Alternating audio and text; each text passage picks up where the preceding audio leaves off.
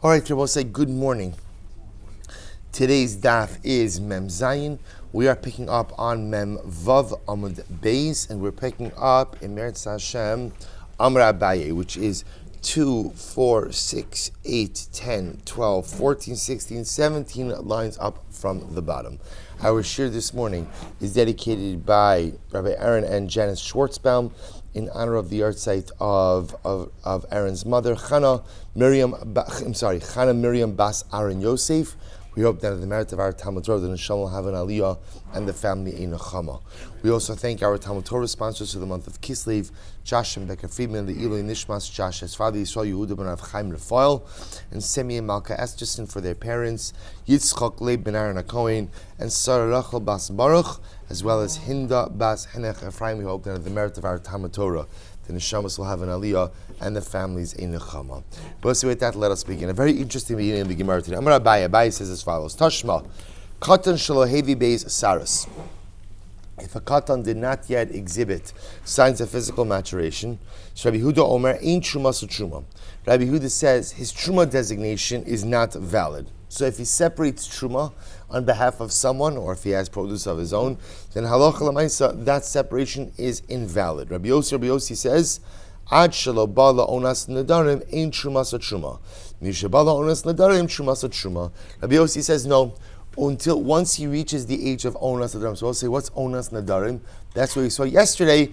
Mufla samoch leish. Right, for a boy, the age between 12 and 13. So we'll say, see here, very interesting machlokes. Abaye is saying that if a boy goes in and separates out truma before he becomes a bar mitzvah, such a designation is meaningless because he's a katan. Rabbi Yosef saying that halacha l'maisa, once he's reached onas nidarim, mufla samoch leish, he can go ahead and separate out truma. Savrua, kasav Rabbi Yossi. So we'll say, must be that Rabbi Yossi holds that what? Truma bizman hazeh daraisa. So I'll say it must be that Rabbi Yossi holds that Truma Bizman Hazeh, present day Truma, right, in the absence of the Beis HaMikdash, is going to be Daraisa. So the Gemara says, now, you don't have a proof for that from this statement. The Gemara is going to see, based on something else we learned. So the Gemara says, So I'll say, going back to yesterday's daf, say if you hold that a Mufla Samoch Leish has a Da'oraisa status, then I understand why someone who has a Da'oraisa status has the ability to go ahead and what? Be metakin tevel, has the ability to go ahead and rectify the tevel status of produce, which is also Da'oraisa. Ella, amrit rabbanan, but I will say if you hold that ultimately, again, mufla samach leish only has rabbinic credibility, then asi gavra d'Rabbanan umetakin tivla da'araisa, then could someone with only rabbinic credibility go ahead and be metakin tevel mid'araisa? In other words, we'll say, would it make sense? Tevel's a da'araisa. To which the Gemara says, lo. Kasar Rabbi Yossi truma bezman hazeh d'Rabbanan. In reality, Rabbi Yossi holds that truma bezman hazeh, we'll say present day truma, is only midrabanan. V'sav Rabbi Yossi says, fine. Therefore, we'll say, according to that, even if Rabbi Yossi holds that a mufla samoch leish only has d'Rabbanan credibility, I'm sorry, I think I said d'Rabbanan, right? Therefore, Rabbi Yossi holds truma zman says d'Rabbanan.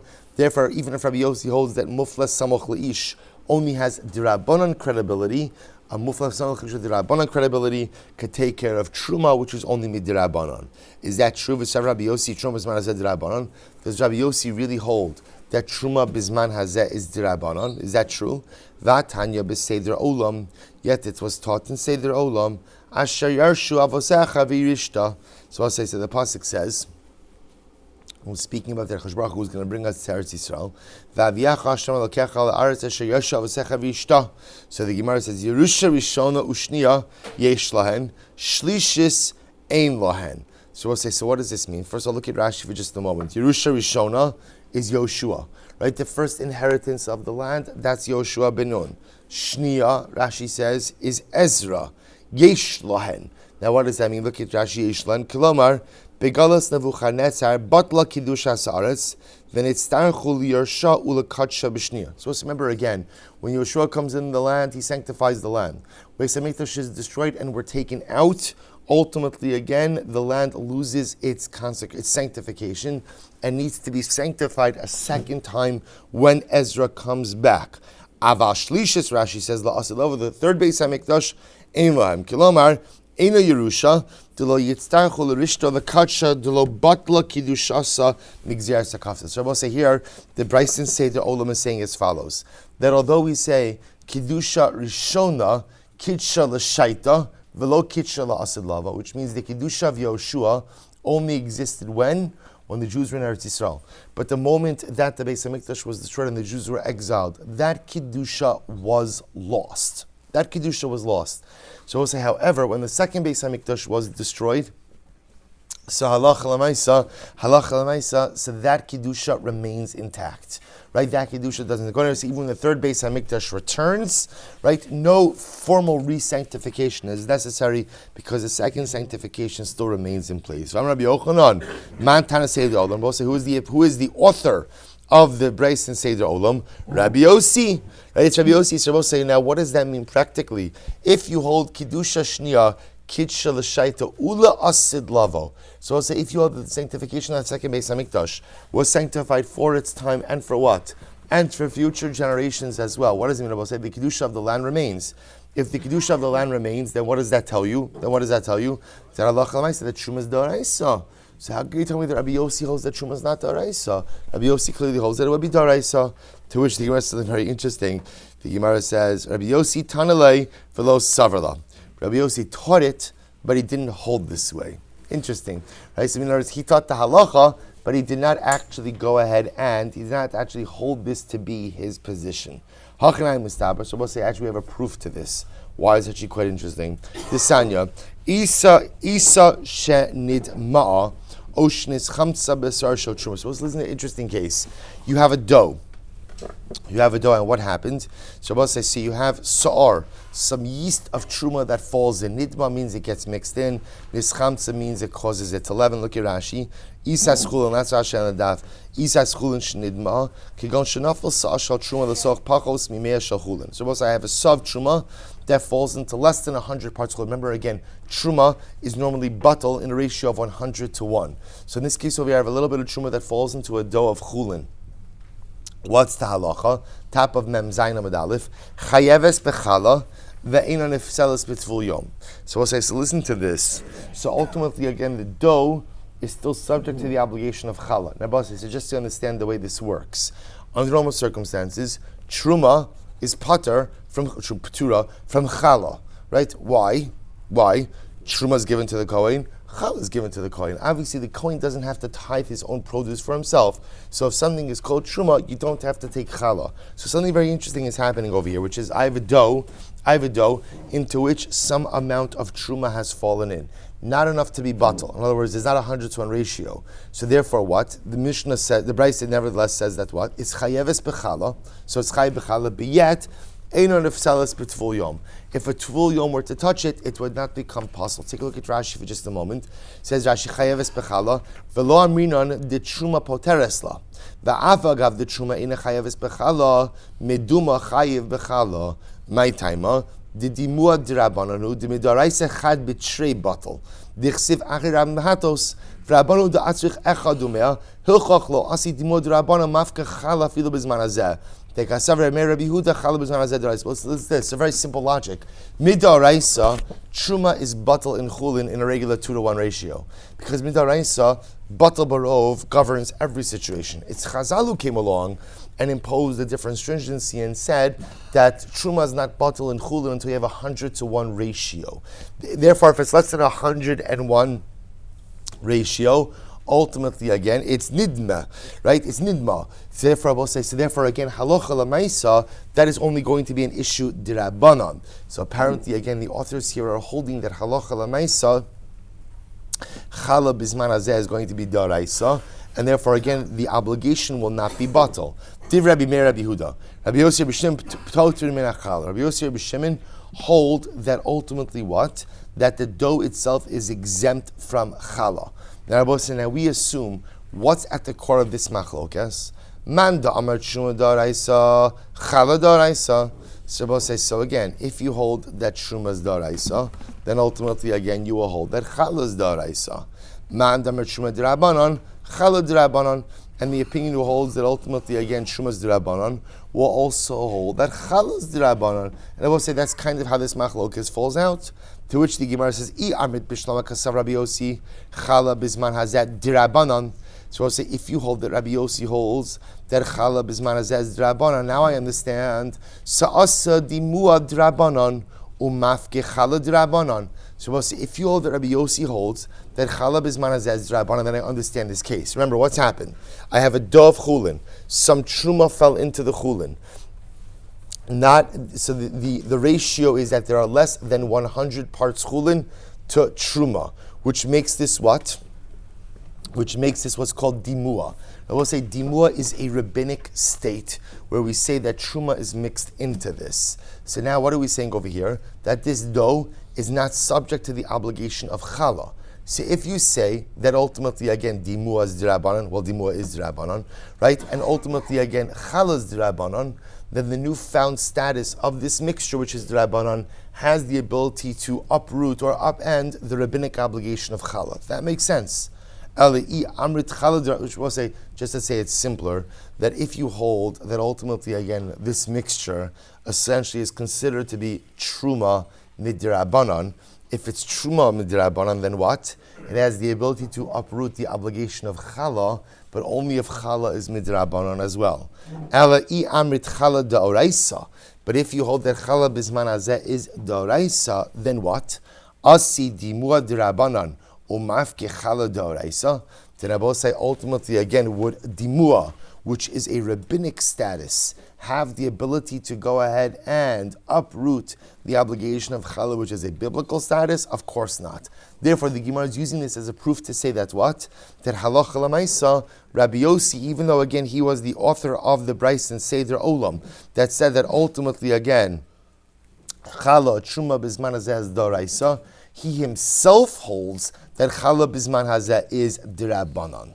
V'dilma kasav Rabbi Yossi. So again, just to be clear, that's why halacha l'maisa, if Rabbi Yossi will hold that if you have this situation where truma gets mixed into chulin, and there is less than 100 to 1 ratio of chulin to truma, the mixture essentially becomes truma d'Rabbanan.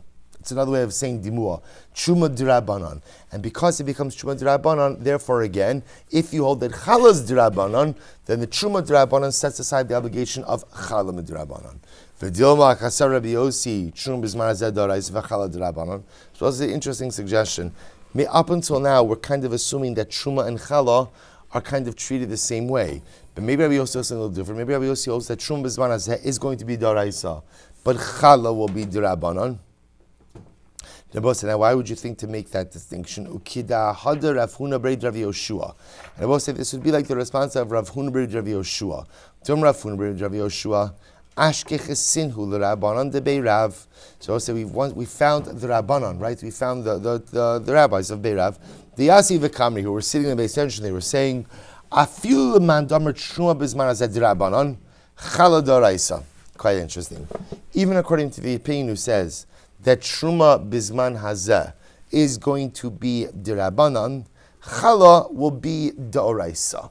Rabbi said, I remember again, both truma and challah are matnos kahuna, right? They're both different tithes that you give to the kohanim. So nevertheless, even according to the opinion who says that truma bisman hazeh is d'Rabbanan, challah will be d'oraisa. Why? Shahare, why would we say that? Shahare, sheva shekivshu v'sheva shechilku, nischayvu b'challah v'lo nischayvu b'maiser. Well, it's actually quite interesting. Remember again, there are 14 years total of the conquest of Eretz Yisrael under Yoshua.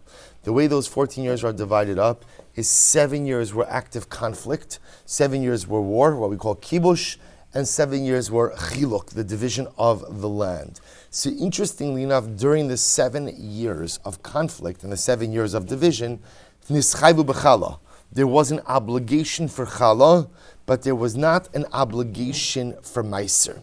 Quite interesting. Look here, Rashi, just a moment. Nischayvu b'challah, dichsiv b'challah, bevoachem ala aretz. So both say the lashon of the obligation for challah is bevoachem, when you come into the land. The moment you come into the land, that's when you're obligated. Versus meiser, what does meiser say? V'lad nischayvu b'meiser, the meiser ksiv tivuas zarecha ad shiyavi kol echad ve'echad es shalo. You only bring meiser from what? Tivuas zarecha, from your grain. Your grain is a function of grain that is growing on your land. Your land means you own it. That really only comes about when? After Eretz Yisrael was properly divided amongst the Shvatim. So amazingly enough, the obligation of Chala set in immediately upon entering into the land, versus Truma, which does not really kick in until after the 14 years of Kibush and Chiluk. So according to that, one can make the logical argument that maybe even if you owe Truma Bizman Hazeh as Daraisa, maybe Chala's, even if you owe the Truma Bizman Hazeh as Drabanon, Chala will be Daraisa. V'amina luhu, Ana afilu man damar Truma Bizman Hazeh Daraisa, Chala Drabanon. And he said, I responded, even according to the opinion who says that Truma Bizman Hazeh as Daraisa, Chala will still be Drabanon. Why is that Disanya? So we'll say the pasuk by Chala does say when you come into the land. What's the definition of coming into the land? So maybe it means as soon as the first 2-3 spies enter into the land. So suddenly, that's considered entry. Talmud Lomar bevo'achem. Bevias kulchem amarti, v'lo bevias miktaschem. The Rebbe say ultimately again, what type of entry triggers the obligation for Chala? Only an entry ultimately again of the entire klal, not an entry of part of the klal. The Chiyaskinu Ezra, Rebbe says, is very important. When is Kedushas Eretz Yisrael triggered? For Chala purposes, only when the overwhelming majority of Klal Yisrael is in Eretz Yisrael. But V'chiyaskinu Ezra lo kulhu saluk. So we know this historically, that when Ezra came back from Bavel, only a very, very small segment of Am Yisrael came with him, right? There were whole tribes, like Levi wasn't there. There were whole tribes that were missing.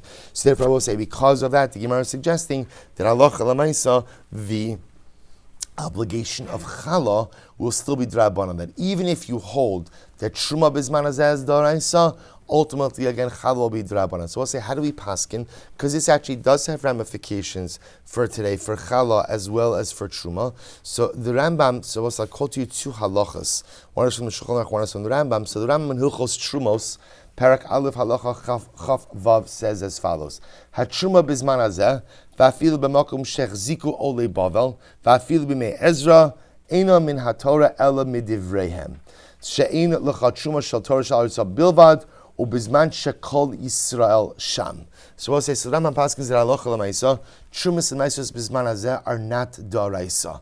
They're only dirabanan. Why? Because ultimately, again, number one, you need Eretz Yisrael. Okay, it's only in Eretz Yisrael, but it's only when all of Am Yisrael is in Eretz Yisrael. Shene'emar ki savo bias kulchem ki shahayu b'Yerusha Rishona ukimoshe nasidin lachzer b'Yerusha Shlishis.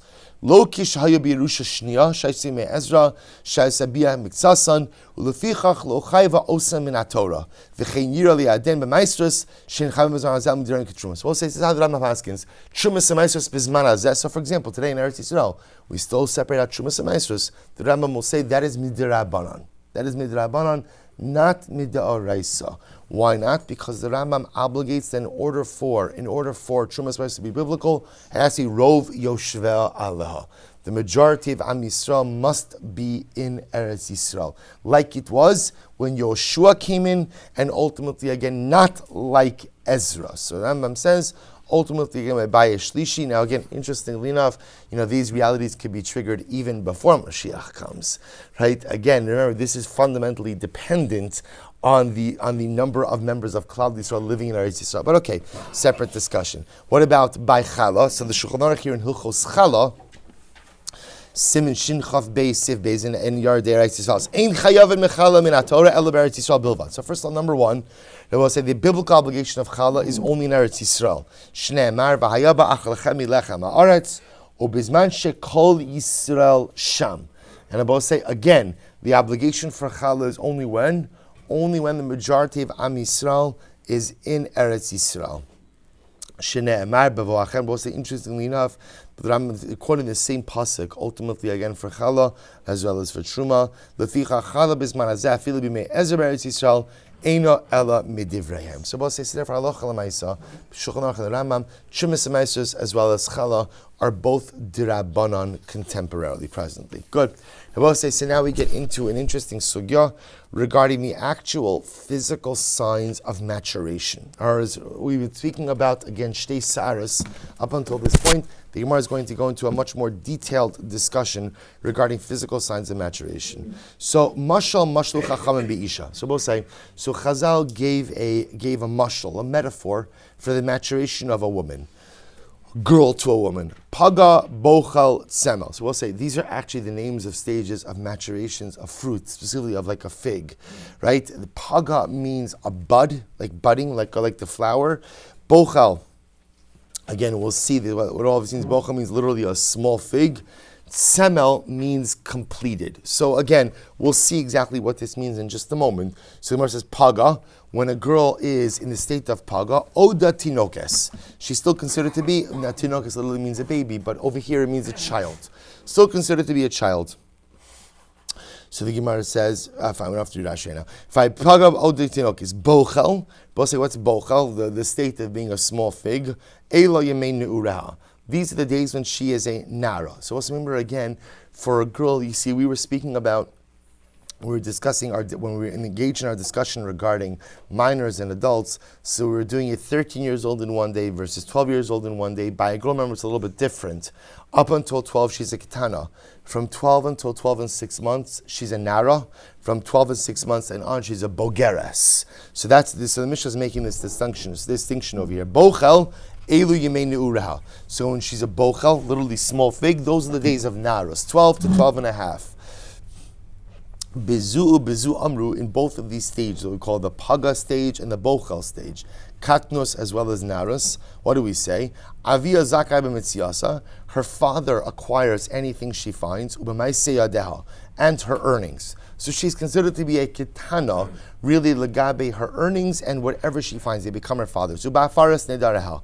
And ultimately, again, also regarding annulment of her vows. So if she finds something, it belongs to her father.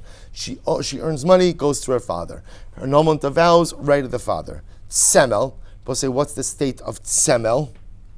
Now Rashi says over here, tsemel, b'gemar mefarishla, lashon no trikun, yatzisa melea. So I'll say, interestingly enough, tsemel is a contraction, yatzisa melea. She has gone out complete, which means full physical maturation. What's tsemel? Kevan shebagra shuv ein lavi arushas. So we'll say the status of tsemel, right, which is also known as bagrus, 12 years old and 6 months and on. Her father no longer has any legal rights in her. She's a full-fledged adult. Ezehu simanim. So I'll say, ultimately, again, what is considered to be simonim by the maturation of a girl. Rabbi Yossi Glili Omer, Mishiyah hakamat tachas hadad. So Rabbi Yossi says it's the maturation of when she begins to, when the maturation of her breasts, and when there is a fold underneath. So in other words, when they begin to protrude from her body. Rabbi Kiva Omer, Mishayatu hadadim. Rabbi Kiva says, we'll say again, we're going to see the distinctions between these shitos. Mishiyatu literally means hang out or hang down, right? Ben Azai Omer, so we'll say these again, just different states of maturation. Ben Azai Omer, Mishiyashchir hapitomes. So ultimately, again, Ben Azai says when the tip ultimately again becomes darker. Rabbi Yossi Omer, Kedei no senyado ala ukatz v'hu shalkea v'shohel lachzor. So Rabbi Yossi says ultimately again when she presses in on the ukatz we'll say is the tip. When she presses in on the tip, on the nipple, and it goes in, and it takes time to come back out. So we'll say again different forms. Now, what's interesting we're going to see is up until now we've been fully focused on the concept of shtei saras. And remember, again, interestingly enough, whenever you see in other areas of halacha, it's always shtei sa'aras as well. So what I want to point out, remember, the issue with shtei sa'aras, I will say, is that sometimes halacha lemaisa, those sa'aras may not be there. Remember, we already got into the discussion about whether or not you have to be choshesh, they were there, they fell out. So therefore, again, the Mishnah is also giving other forms or other signs of physical maturation as well. So paga, Oda tinoke, so we'll say, so the Gemara goes through these different stages. Paga, right, which again is the state of being what we call a bud. Oda tinoke, she's considered to be a tinoke. Skidichsev, hateina chanta pageha. Bochel, elu yemein arms. So they're just bringing down different psukim that support this. Bochel, that's when she's a nara. Literally, bochel is when it's a small fig.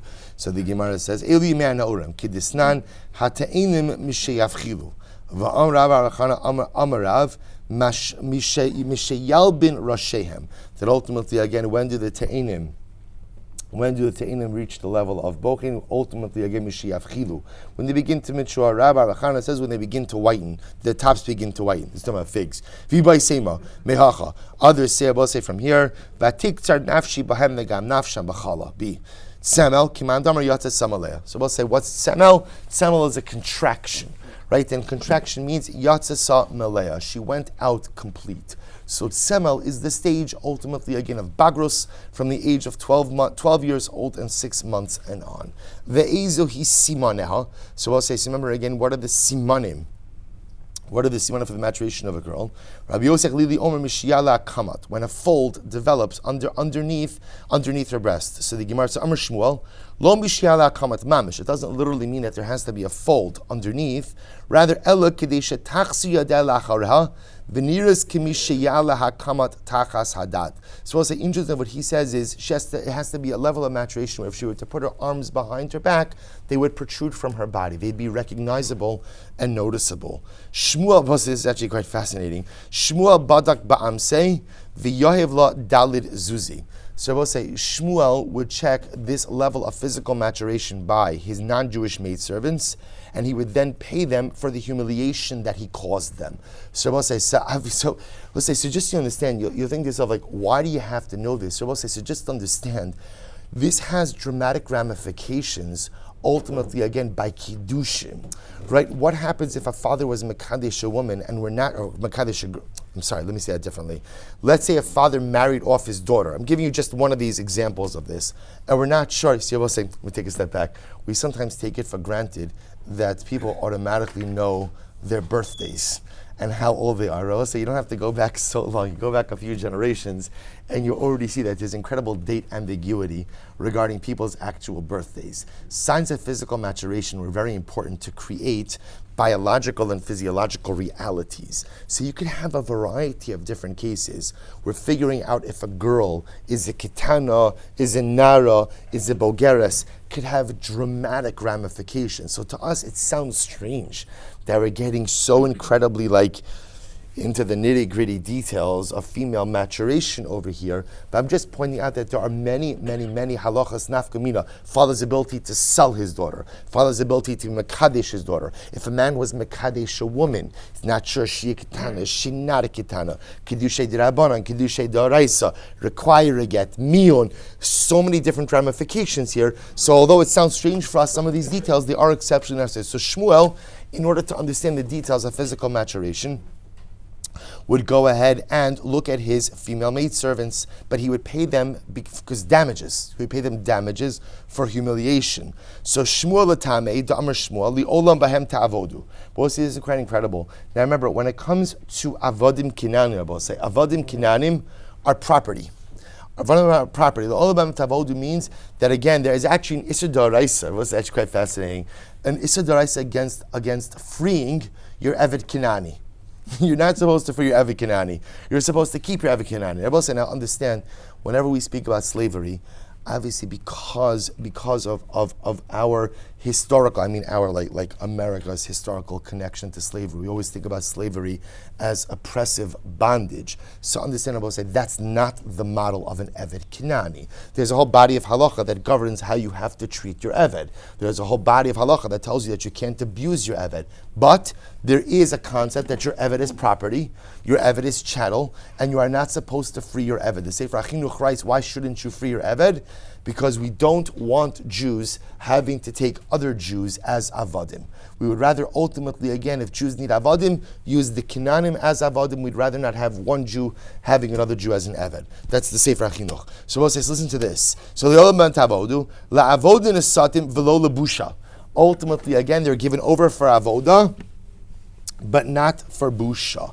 So we'll say, so this is actually, it's not our topic for today, but it's a fascinating discussion as to whether or not there is an obligation of busha by avodim kenan. Well, in other words, halacha l'maisa, when you go ahead and you damage someone, so we'll say, so it's part of the damages that you have to go ahead and pay is what's called busha, right? If you embarrass someone, there's payment for that as well. So there's an interesting discussion as to whether or not avodim have a din of busha or not. So we'll say, interestingly enough, Shmuel paid his amma for busha, lav davka that she was entitled to that payment, but halacha l'maisa he paid her nevertheless. So the Gemara is just going on a little bit of a tangent over here.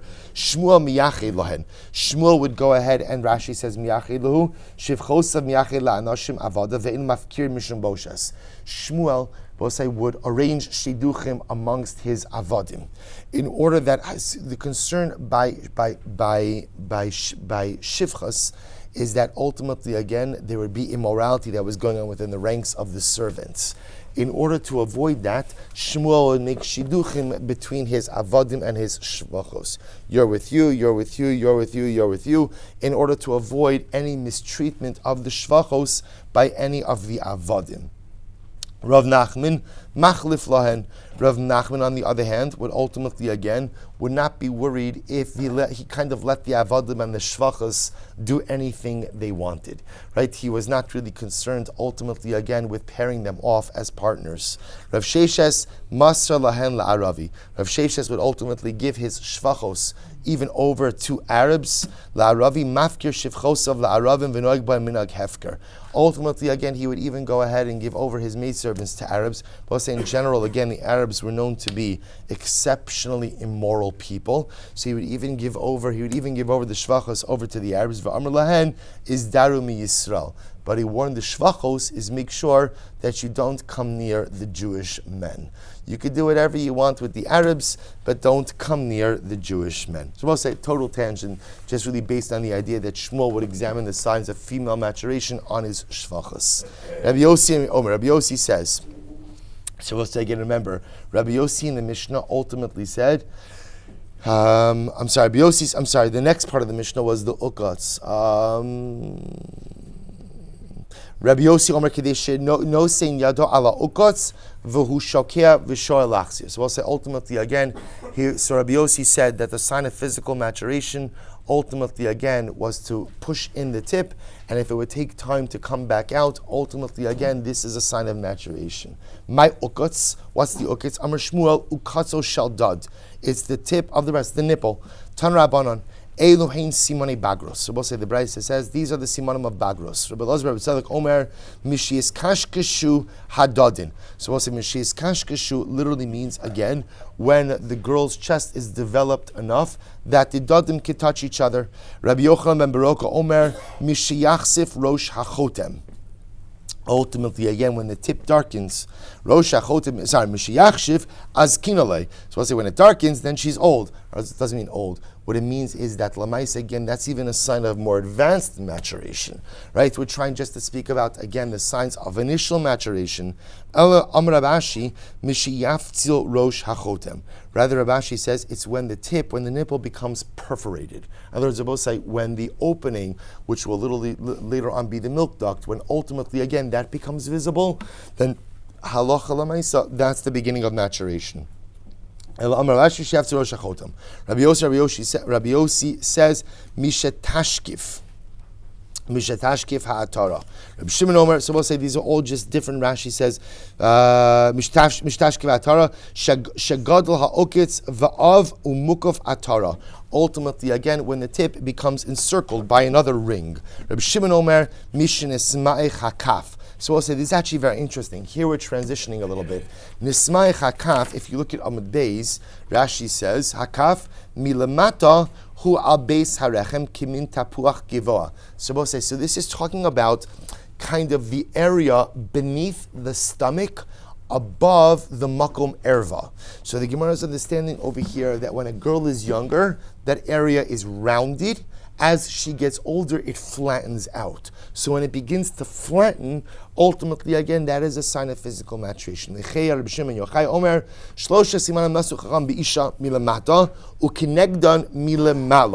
we'll say, ultimately, again, Rabbi Shmuel Yochai said, there are three simanim, three signs of physical maturation.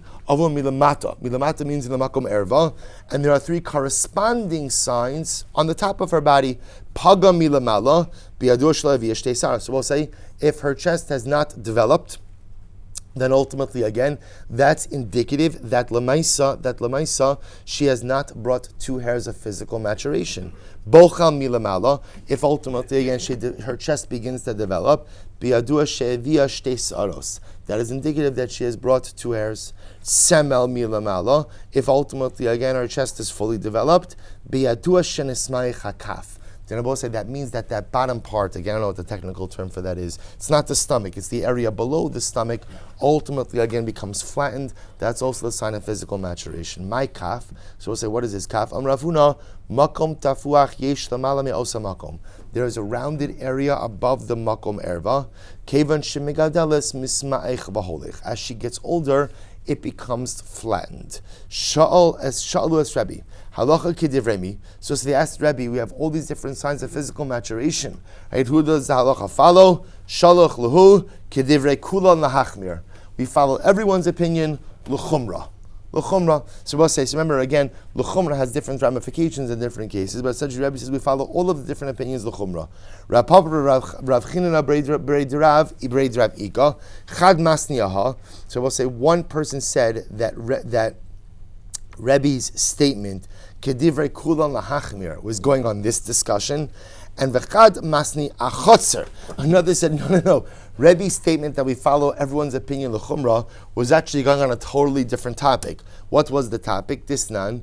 Eizu Chatzir Tzuris. Actually, take out Tzuris. Eizu Chatzir Shechayeves Meiser. So we'll say the halacha is produce becomes chayeves in Meiser when the production of the produce is finished and it is brought inside the home. Now, lav dafka has to be brought inside the home, but it has to be brought inside what's called a chatzir hamishtameres, a guarded chatzir. So what's the definition, ultimately, again, of the type of chatzir that is considered to be guarded legabe meiser purposes? Rabbi Shimon Omer chatzir atzuris. Rabbi Shimon says like a chatzir atzuris shakela mishmar besocha. I guess there was a type of chatzir, like a chatzir, they called it a chatzir atzuris, that was guarded, and people would leave their utensils in it. My chatzir atzuris, shekin betzur moshivin shomer al pesach chatzir. In sur, they would place a guard at the entrance of the chatzir. Such a guarded chatzir was considered to be mishtameres, and therefore, again, once you brought produce in there, it would become chayiv in truma. Rabbi Kiva says, Kol she'echad poseach ve'echad noa p'tura. Any chatzir abosai, where essentially anyone could come in and out. One goes in, one goes out, one opens it, one closes it. That's called pater. Why? Because that's not called mishtameres. That's not called guarded. Because it's not called guarded, therefore it does not trigger the meiser obligation.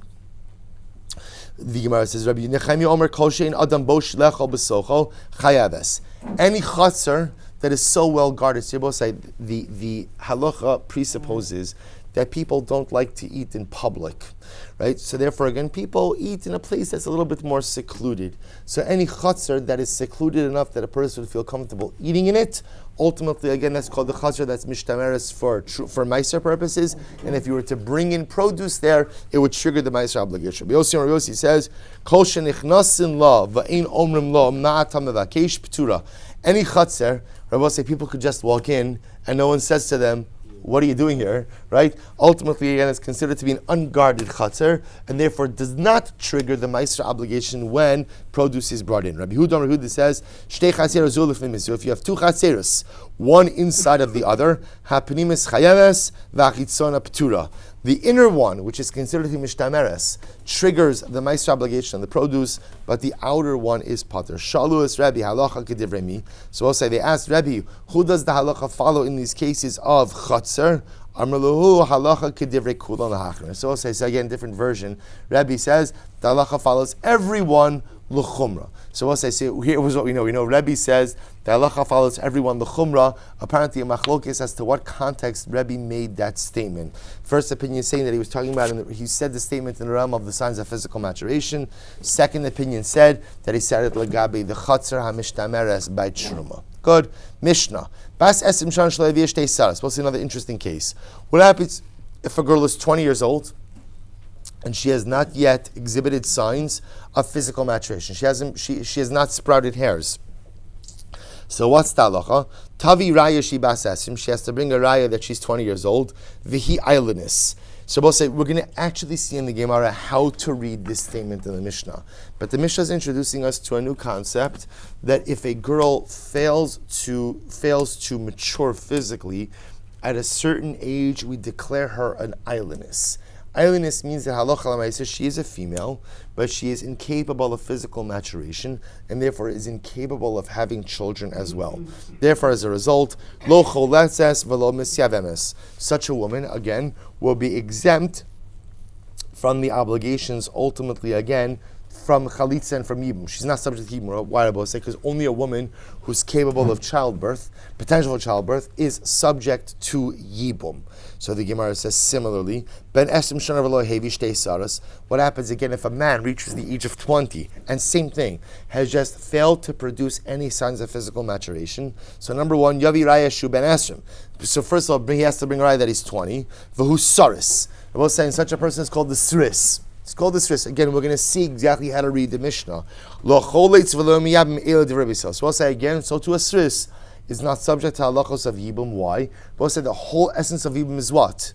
Right? Lahakim Shmo Yisrael. Right? Lahakim Shemo Yisrael. To give children to the deceased brother. So therefore, again, if a woman is an ailinus, a man is a Sris, is an obligation of Yibum. So we'll say this is Beis Hillel. Beis Hillel is of the opinion that 20 years old is the determining age for men and women. Beis Shammai says, Zev Zesh Shmonasa. Beis Shammai says, no, the determining age actually is 18. Rabbi Eliezer Omer Hazach Yidvrei Beis Hillel, Vanakiv B'Divrei Beis Shammai. Rabbi Eliezer says we mix and match the zachars like Beis Hillel, namely again, for a boy, for a man, right? The determining age of ailinus is going to be 20.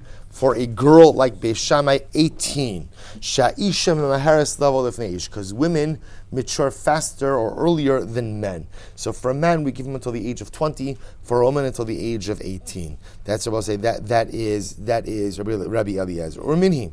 So the Gemara says we raise a kasha. Echad li ben teisha shanim v'yom echad, ve'echad li ben esrim shelo hevi shtei saras. So we'll say, so now the Mishnah says as follows. The Gemara says as follows. Raise a kasha. Whether a boy is 9 years old in one day, up until 20 years old, who has not brought any signs of physical maturation. Now, now look at Rashi for just a moment.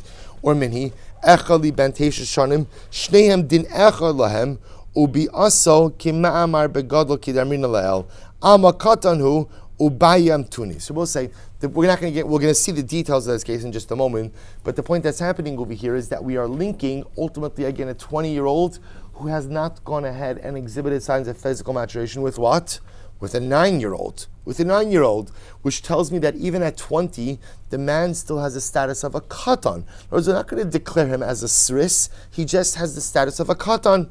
To which the Gemara says, Amarav Shmuel bar Rav Yitzchak Amarav, v'hu shenoldu bo simani sris. You're right. So we'll say a man does not become categorized as a sris just by failure to go ahead and physically mature.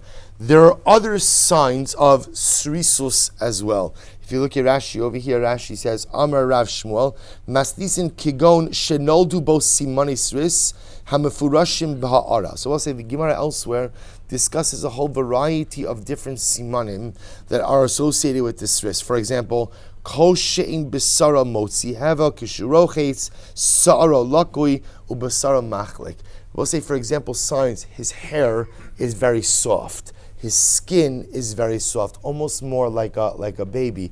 Interesting enough, one of them is that his skin, his flesh does not exude vapors after using the bathhouse. These, I guess, were signs of a failure to mature. A person is almost more infant-like, more childlike in their appearance as well as in some of their other features. Those are the simani of srisos. So in Einachinami, it's actually quite interesting. The failure to bring shtei sa'aros by itself does not make you a sris. But the failure to physically mature, right, bring shtei saros, in conjunction with other simanim, that will make you a sris.